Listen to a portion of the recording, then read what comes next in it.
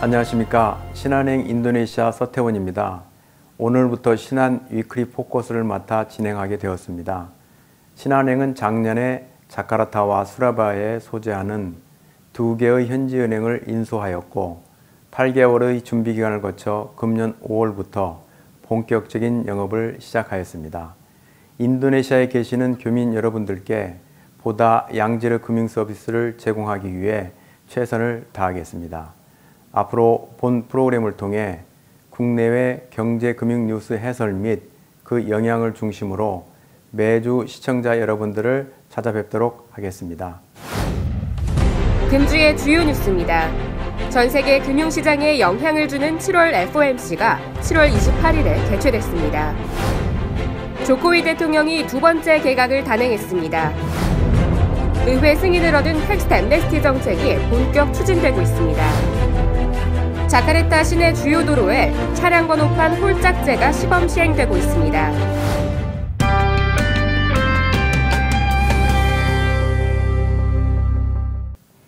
한 주간의 주요한 경제지표를 정리해드리는 주간 경제지표 시간입니다. 먼저 환율 관련 소식부터 전해드리겠습니다. 루피아화 환율은 7월 28일 미달러당 13,100루피아로 종가 기준 전주 대비 5루피아 상승하면서 보합 수준으로 마감했습니다.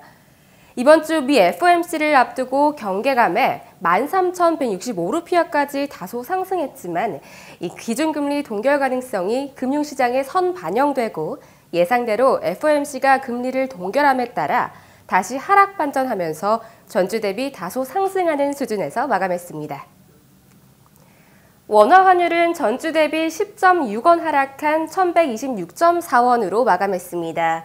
이번 한 주 브렉시트 완화 등 국제시장의 불안감이 빠르게 해소되면서 미달러화는 약세가 계속됐으며 이에 따라 원화도 상대적 강세를 지속했습니다. 100루피아당 원화는 7월 28일 8.60원으로 전주 대비 0.08원 하락하면서 루피아 대비 원화의 상대적 강세를 반영했습니다. 다음은 채권과 주식시장 관련 소식 알려드리겠습니다. 인도네시아 통화표시 10년물 국채는 7월 28일 6.97%로 마감하면서 전주 대비 하락 강세로 마감했습니다. 인도네시아 국채에 대한 지속적인 수요가 반영되면서 전주 대비 하락하면서 강세로 마감했습니다. 종합주가지수는 7월 28일 5,299포인트로 전주 대비 82포인트 상승하면서 꾸준한 상승세를 이어갔습니다. 지금까지 주간경제지표의 박예지였습니다. 미국 연방준비제도 이사회의 공개시장위원회 FOMC가 7월 28일에 개최되었습니다. 이번 회의에서도 미달러의 기준금리는 동결되었지만 금리 결정 과정 및 그 배경을 면면히 살펴보면 그동안 외면해온 금리 인상에 대한 카드를 조심스럽게 꺼내든 것이 아닌가 하는 견해도 나오고 있습니다. 이번 정책 결정에서 FOMC의 투표권을 보유한 10명 중 캔사스시티 연방은행의 조지 총재는 정책 금리를 0.5에서 0.75%로 인상해야 한다고 주장하면서 반대표를 행사하였습니다.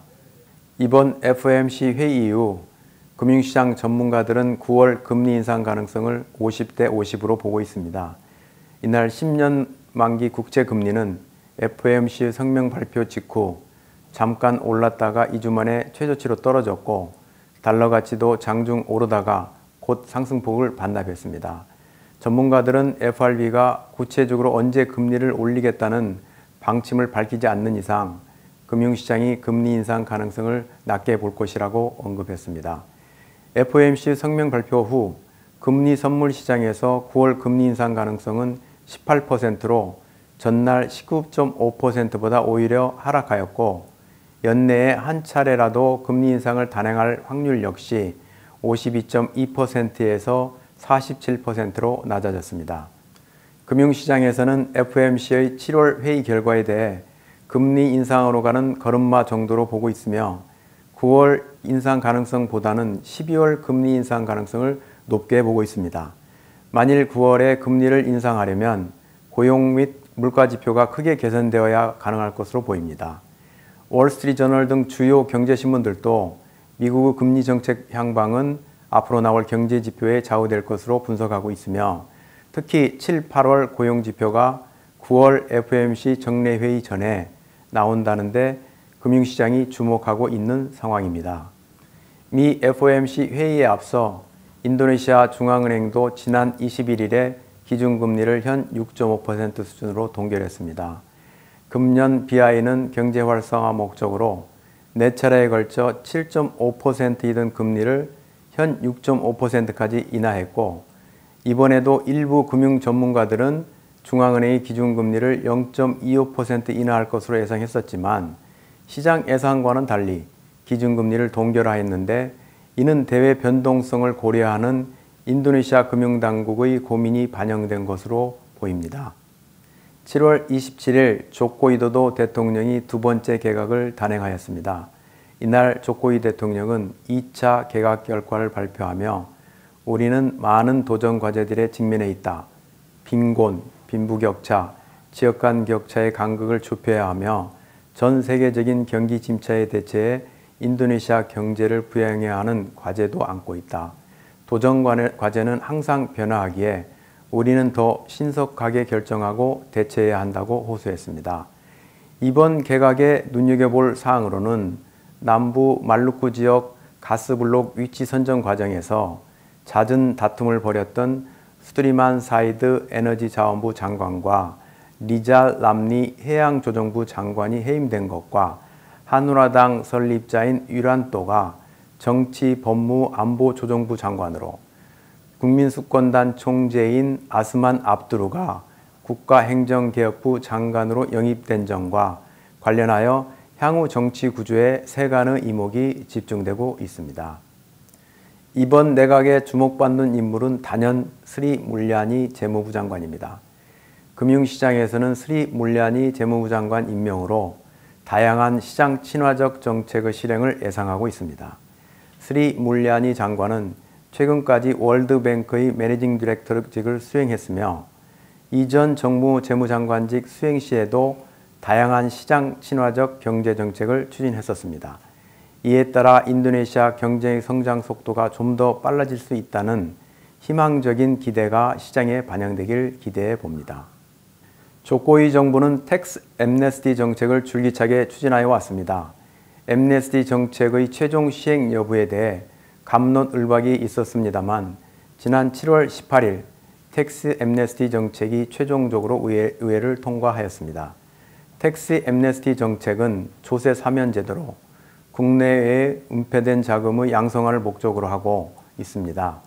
지정된 기간 내 신고하고 투자 조건 등을 만족하면 일정 기간 동안 낮은 세율을 적용하는 제도입니다.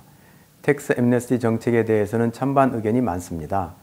인도네시아 의회는 텍스 앰네스티 정책이 인도네시아 경제 성장에 긍정적인 효과는 미미하고 조세 정의를 해치는 등 문제점을 내포하고 있다고 밝혔지만 이러한 부정적인 의견에도 불구하고 텍스 앰네스티 정책을 지지하며 이 정책을 통해 높은 경제 성장을 기대하는 사람들도 많은 것 같습니다. 인도네시아 중앙은행은 당초 2016년 경제 성장률을 5.03% 정도로 예상하고 있었지만 텍스 앰네스티 정책의 시행으로 경제 성장은 5.3%까지 성장할 수 있는 것으로 예상치를 수정하였습니다. 아울러 내년도 경제 성장에도 도움을 줄 것으로 예상, 2017년도 성장률을 5.7%에서 5.9% 이상으로 기대하고 있습니다.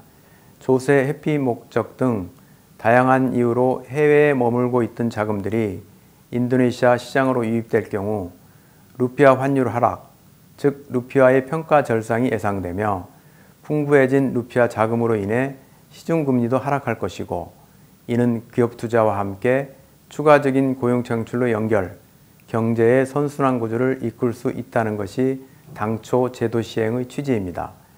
아울러 일각에서는 해외 자금 유입으로 루피아 환율의 하락이 수출에 악영향을 주지 않도록 루피아 환율의 관리가 필요하다는 견해를 피력하고 있습니다.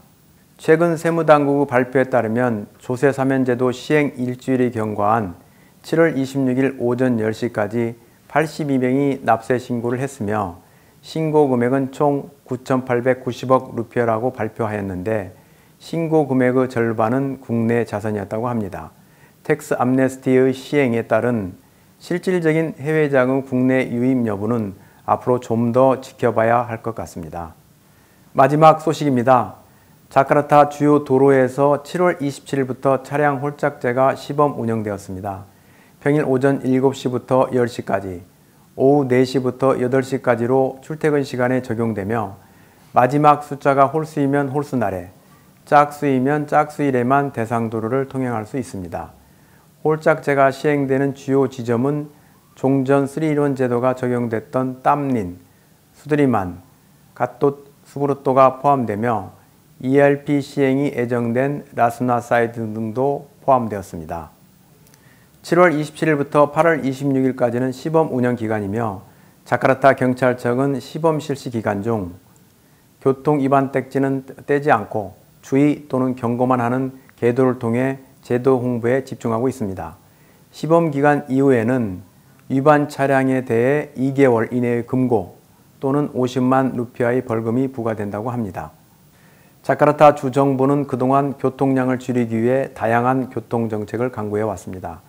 싱가포르와 같은 ERP 도입을 검토 중이고 MRT와 LRT 건설도 진행되고 있지만 향후 정상 운행까지 적어도 2년이라는 시간이 소요될 것으로 전망되고 있습니다. 이번 홀짝제 시행에 따라 번호판 위조 등 다양한 편법이 동원될 것이라는 우려가 제기되면서 교통량 감소라는 당초의 목표가 달성될지 의문이 제기되고 있습니다. 과거 3-in-1 제도 시행 시기에도 조끼라는 편법이 등장했었는데 이번에는 홀짝제 시행으로 자카르타 시내 교통 문제가 획기적으로 개선되기를 기대해 봅니다. 한국은 이제 본격적인 여름 휴가철이 시작된 것 같습니다. 이곳에 계시는 시청자 여러분들께서도 복잡한 일상에서 잠시나마 벗어나 힐링이 되는 휴식 시간을 가져보셨으면 합니다. 이상으로 금주의 신한 위클리 포커스를 마치겠습니다. 시청해 주신 여러분 감사합니다.